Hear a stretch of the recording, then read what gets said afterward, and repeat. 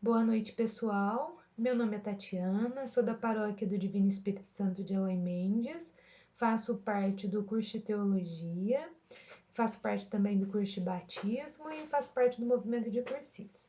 E o Padre Mário me convidou para poder estar falando um pouquinho com vocês sobre os livros sapienciais nesse mês da Bíblia.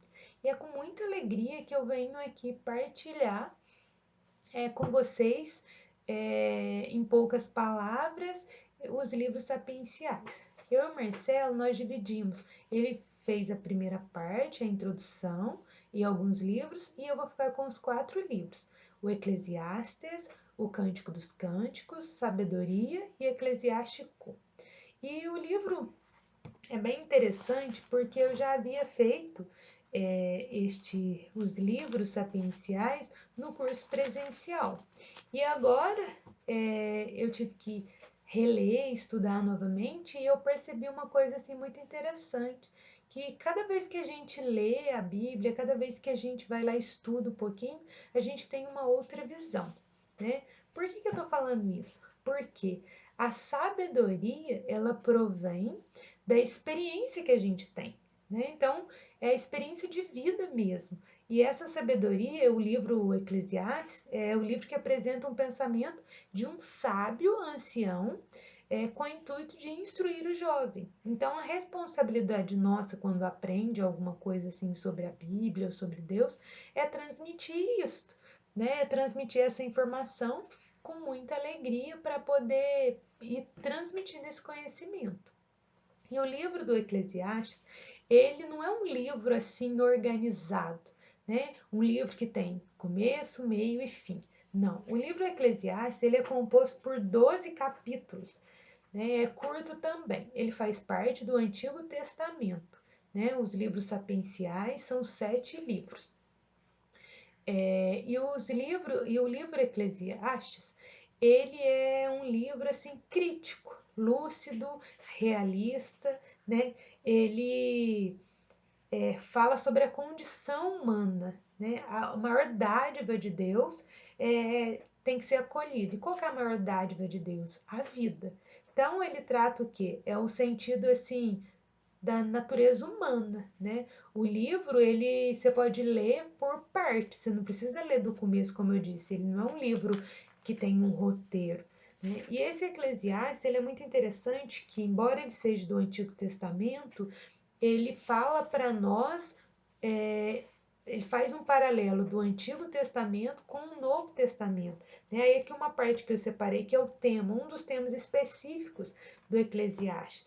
Ele fala assim, ó: a grande mensagem do Eclesiastes para seu povo, para o seu tempo, é também para o nosso tempo de desenfreado consumismo. É mostrar que, além das coisas eternas estabelecidas por Deus, toda agitação humana é mera ilusão, fascinante, mas passageira. E é bonito a gente ler isso, que a gente vai assim, no decorrer dos capítulos, a gente vai vendo que Deus, ele nos chama a atenção. Ele chamou a atenção do povo, né? No Antigo Testamento faz isso, ele chama, mas ele chama a atenção nossa hoje, né? Imagina, a Bíblia foi escrita 2000 anos atrás, e aí a gente pega e vê isso daqui, ó. Toda agitação humana é mera ilusão, é fascinante, mas é passageiro, né? E aí, quando a gente percebe essa ilusão que a gente tem, a gente vê que o que é eterno é o que a gente tem que buscar. E Eclesiastes, ele mostra isso, né? No primeiro capítulo aqui, ele cita, né, as palavras de Eclesiastes: filho de Davi é um rei de Jerusalém, vaidade das vaidades, tudo é vaidade. Né? Então, o que adianta a gente ter vaidade? O que adianta a gente ter tanta preocupação? Né? Não adianta, não tem, é passageiro, é lúdico, não é algo assim real, né? E Jó, quando ele aprofunda lá, né? Jó não aprofunda, e Eclesiastes ele já aprofunda, né? Este livro do Eclesiastes, ele faz o seguinte: a experiência dele é problemas mais profundos, né? Temas mais amplos. como o sentido da vida, a morte, né, o acerto de contas. Então é algo bem profundo, porque vaidade das vaidades. A gente vai percorrendo os livros, a gente vai vendo assim, ó, ai de quem é sozinho, práticas religiosas, né? E a gente tem que acolher o que fala na Bíblia, o que está escrito, com o coração aberto. Né? Por que com o coração aberto? Para poder interpretar, para poder ter essa sabedoria que vem de Deus para a gente discernir. Por quê? O que significa sábio? Aquela pessoa que tem conhecimento, aquela pessoa que sabe reagir em determinada situação, né? Que ela não vai ficar apavorada ou ela não vai ter. Então, sábio é aquela pessoa que tem o discernimento para tomar a decisão correta. Esta pessoa é sábia, né? E aí, o que acontece? A visão do livro é uma visão triste, uma visão pessimista, espírito de religiosidade da providência divina. Mas aí no livro também está escrito, tem capítulos que vai falar tudo que, tudo de bom vem de Deus, né? Tudo de bom vem de Deus. Teme a Deus e observa seus preceitos, né? Então isso é confortante para nós, né? É difícil a vida humana, a gente tem assim problemas, a gente tem dificuldades, mas tudo que vem de Deus é bom. E aí ele ensina pra gente, né? Ele dá o caminho. E o Eclesiastes, ele faz uma comparação muito assim, é muito interessante no sentido que ele chama de insensato quem não tem o conhecimento, né? Então, a sabedoria vem do quê? A sabedoria vem da experiência. Ainda fala, um sábio ancião com o intuito de instruir o jovem. Né? Por quê? Porque o jovem ainda não sabe. E aí ele cita o ancião. E no Novo Testamento a gente pode também fazer um paralelo. Porque às vezes a preocupação excessiva com as coisas do mundo nos tiram o verdadeiro, o eterno. Né? Aí tem aquela passagem do Evangelho que fala daquele agricultor que ele ficou muito preocupado porque ele ia ter uma grande colheita e ele não sabia onde colocar toda a colheita dele. Ele não tinha lugar para colocar. Aí o que ele fez? Trabalhou muito e aí ele construiu vários celeiros. Aí ele ficou tranquilo, né? Ele deitou, falou: agora eu tenho onde colocar a minha colheita, aquilo que eu plantei, vai estar tudo ok, não tem problema nenhum. Só que o que acontece? Deus fala: mal ele sabe que esta noite pedirei a sua vida de volta. Então adiantou a preocupação? Né? Então é isso que está falando esse livro do Eclesiastes para nós. Ele, Eclesiastes, preparador, orador, né? O autor é indefinido, não sabe quem escreveu o livro de Eclesiastes, né? Foi no século 3 antes de Cristo. Presume-se que foi um judeu, mas a gente não tem certeza, né, de quem escreveu o livro do Eclesiastes. Agora a gente vai falar um pouquinho sobre o Cântico dos Cânticos. O livro do Cântico dos Cânticos, ele é composto por 8 capítulos. Né? São 8 capítulos breves. É uma coleção de cantos populares de amor. Exprimem o amor em diversas fases, né, de uma sulamita negra, Masbel na raiz Shalem, que significa paz, e também Salomão, e de seu amado que habita entre os pastores. Não se pode afirmar quem escreveu o livro do Cântico dos Cânticos. O Cântico dos Cânticos, gente, é um livro assim totalmente voltado ao amor. Mas não é amor de casamentos só, não. É o amor na sua amplitude máxima. Né? O amor não é amor carnal, é o amor de Deus, é aquele amor verdadeiro.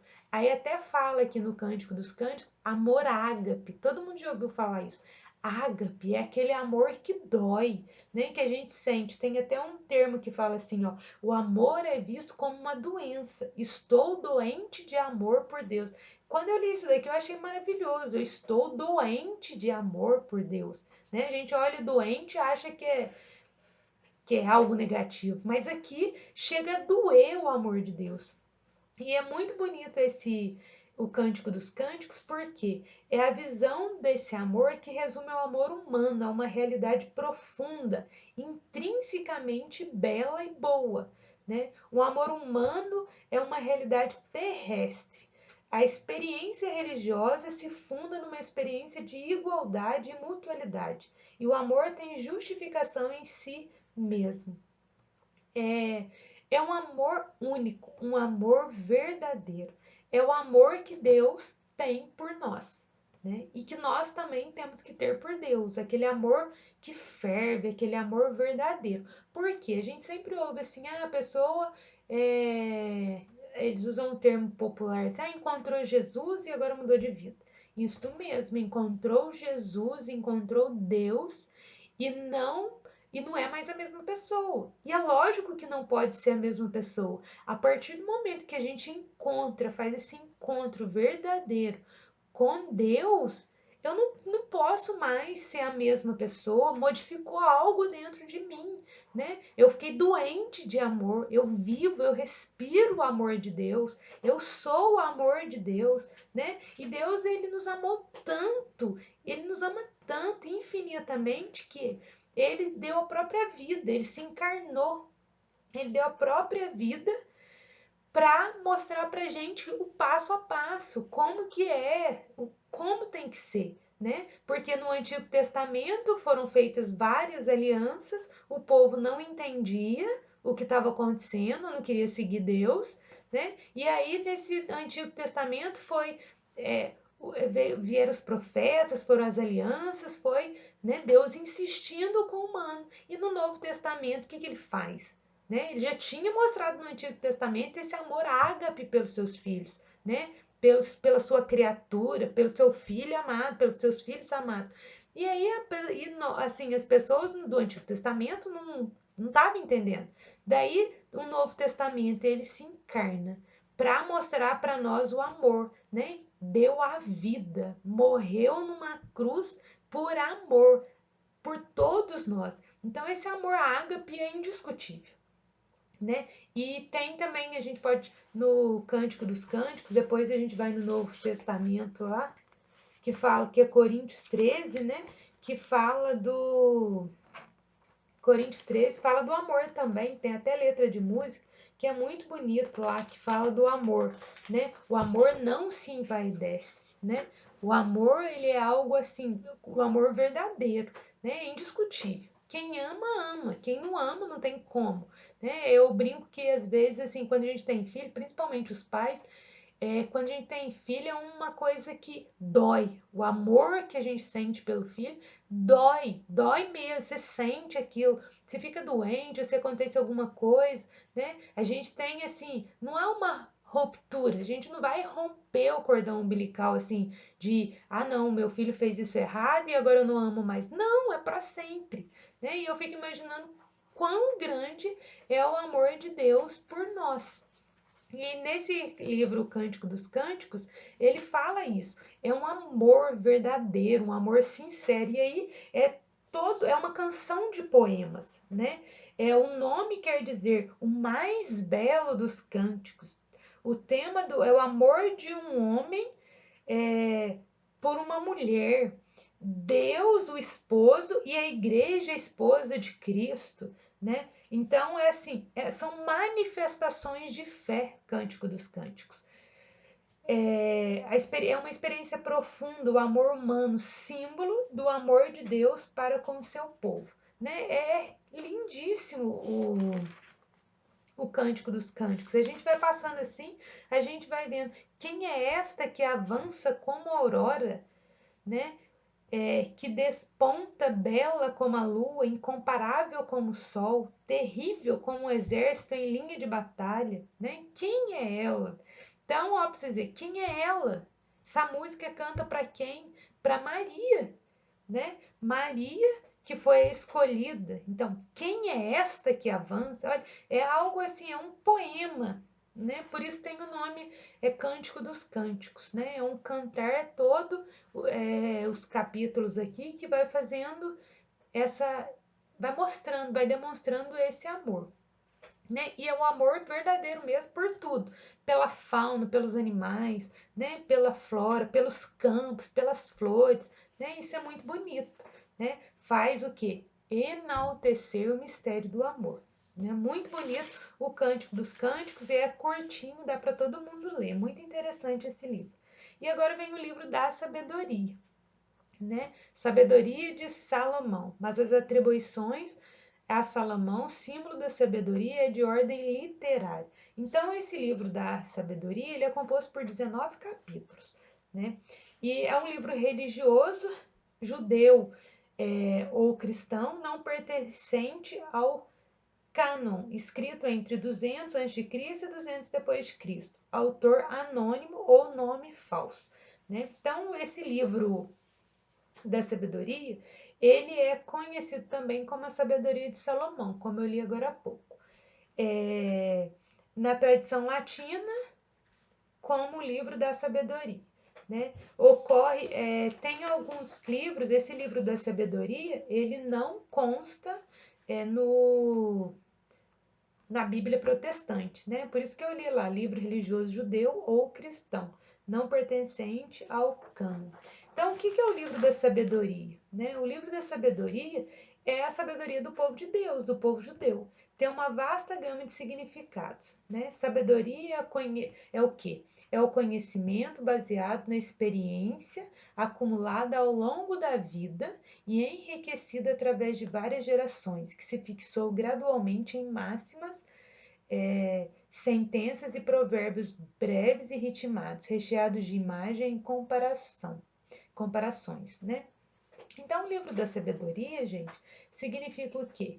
É um livro que, ao contrário da palavra profética, a sabedoria exige empenho de todas as capacidades e dons do ser humano, né? Dispõe. A sabedoria surge e cresce a partir de baixo, ou seja, a experiência humana. Então, essa sabedoria a gente tem que fazer a experiência. Não adianta falar que sabe. Ah, porque leu. Não, é experiência mesmo, né? Sentir, vivenciar. Sábio é quem sabe adaptar-se a esse sistema cósmico, né? O sistema do mundo, descobrir o seu mecanismo operativo e entrar na sua essência. Então, a sabedoria que provém de Deus, deste livro da sabedoria, é justamente isso. É eu ter o discernimento, é eu saber o que eu vou fazer, né? É eu saber, assim, conduzir as coisas a conduzir a minha vida, conduzir assim o meu trabalho, conduzir a minha oração, a minha intimidade com Deus. Então essa é a sabedoria, né? Porque não adianta nada eu ser sábia para algumas coisas e para outras não. Ou eu usar essa sabedoria. A sabedoria provém de Deus, né? Então o que acontece? Sábio é adaptar-se ao sistema cósmico, é adaptar-se a esse mundo. Não adianta eu fechar numa redoma e achar que eu vou ficar só rezando, que não. A sabedoria é enfrentar o nosso dia a dia, é a experiência do dia a dia que me faz saber a minha fé, né? E isso é tão interessante porque o que acontece? Aí faz um paralelo com o Novo Testamento, né? Naquela passagem do Evangelho que fala que vamos fazer 3 tendas, né? Vamos ficar nós 3 aqui, nós vamos ficar rezando, não vai ter problema, nós não vamos ter que enfrentar nada. E aí, o que Jesus fala? Não, nós não vamos fazer 3 tendas, nós vamos descer, nós vamos para o meio do povo. É a mesma coisa no Antigo Testamento, né? A sabedoria é eu viver no mundo que eu estou vivendo. Não adianta nada eu ficar só em oração, não vai resolver. E não adianta nada eu não rezar. Então, é o conjunto, é a união, né? É saber se adaptar ao sistema cósmico, ao sistema do mundo, né? E descobrir um mecanismo, descobrir um jeito operativo para mim entrar na minha essência, para mim ter o quê? Para mim ser íntima de Deus, íntima de Jesus, né? Para que o meu exemplo possa refletir no outro, porque palavra não vai resolver muito. Então, o que move? São os exemplos. Tanto é que os exemplos devem ser sempre assim, verdadeiros, coerentes com a nossa conduta, por quê? Porque Jesus deixou assim pra gente, porque é assim que tem que ser, porque ele nos ama, porque ele já explicou como que é, né? E no livro da sabedoria é justamente isso. É falar para nós dessa sabedoria. A justiça, o primeiro capítulo aqui, ó, a justiça, fonte da vida, né? Então, qual que é o contrário de sábio? É o insensato, ou mesmo o ímpio, né? Quem não descortina as regras desse jogo ou não interessa por elas, quem fica sempre na mesmice. É um ímpio, é um insensato, né? Que faz as coisas sem conhecimento, que faz as coisas sem o conhecimento de Deus, sem o conhecimento da sabedoria divina. E como a gente consegue essa sabedoria divina? Através das nossas orações, através daquilo que a gente faz de bom, através da nossa comunidade que a gente vai participar, né? Vendo os exemplos das pessoas que realmente buscam a Deus, que estão junto de Deus. Então é essa sabedoria, né? É ser sábio, né? É saber falar na hora certa, é saber silenciar na hora certa, né? Igual a Santa Teresa d'Ávila. Ela é riquíssima. Ela tem oração que ela fala: nada te perturbe, né? Nada te perturbe. Só Deus basta, né? Eu peguei o primeiro e a última frase. Só Deus basta. Nada mais importa, né? Olha a grandiosidade que essa mulher falou. Não te perturbe, só Deus basta, né? Aí entra a sabedoria, só a sabedoria. Eu vou ser sábio quando eu fizer a opção por Deus, quando eu fizer a opção por Jesus, né? A sabedoria em si mesma, elogio da sabedoria, a sabedoria na história da salvação gira em torno da providência de Deus e condena a religião pagã e de idolatria, né? Eu fico idolatrando, não, é a religião verdadeira, é aquilo que você sente, né? E o livro, ele trata o quê? De problemas mais profundos, temas mais amplos, né? A figura da sabedoria é o quê? É a chave para a compreensão do livro, né? É, e é muito interessante esse livro porque o livro ele traz um vocabulário não habitual do Antigo Testamento, com expressões e adjetivos de cunho, palavras compostas assim, léxicos, características filosóficas, né? Estou falando a palavra errada ainda.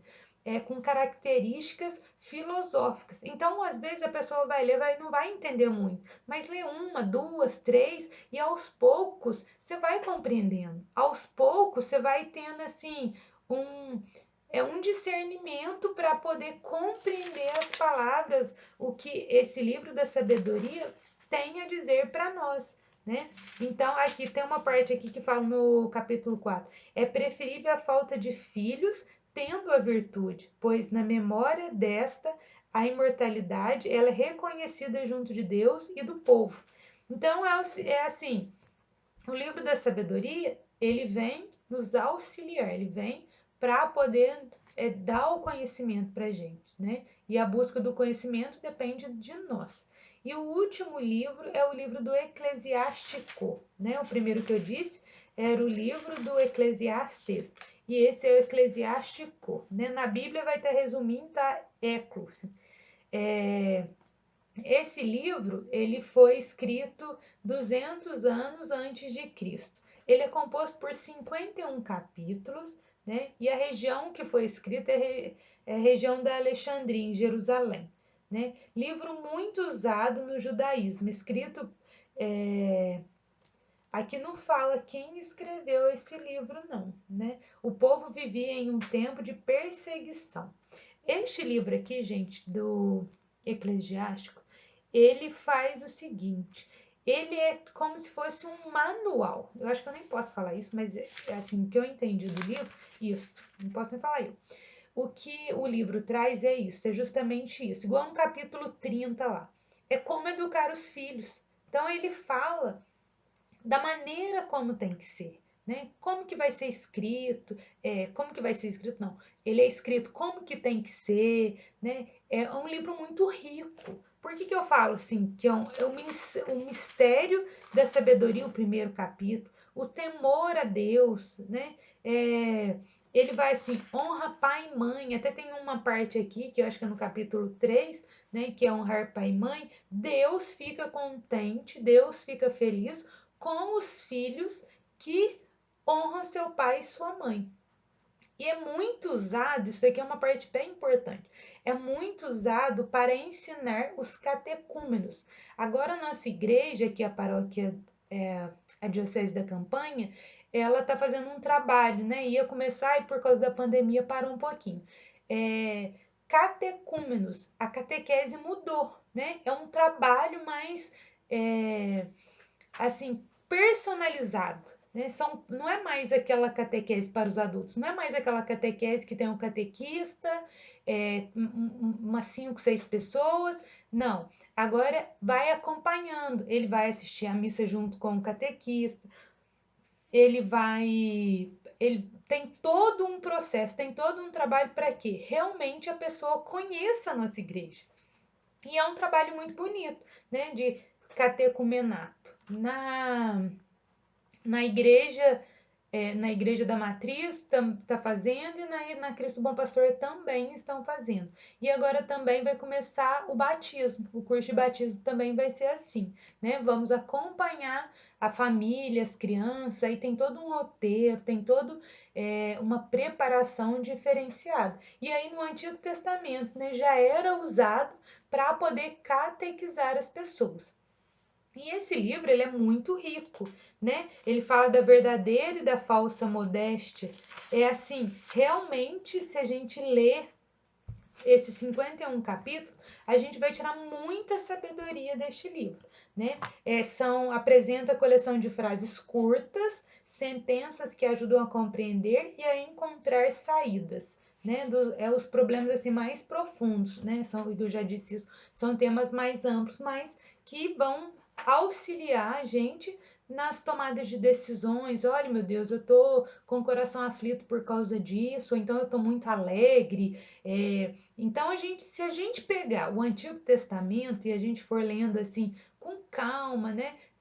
Lendo, relendo, sentindo, familiarizando com a Bíblia, tem muita, mas muita coisa que a gente vai assim falar, nossa, faz um paralelo do Antigo com o Novo Testamento, né? O livro inteirinho, esse livro de Eclesiástico, ele é um manual para poder auxiliar a gente no nosso dia a dia.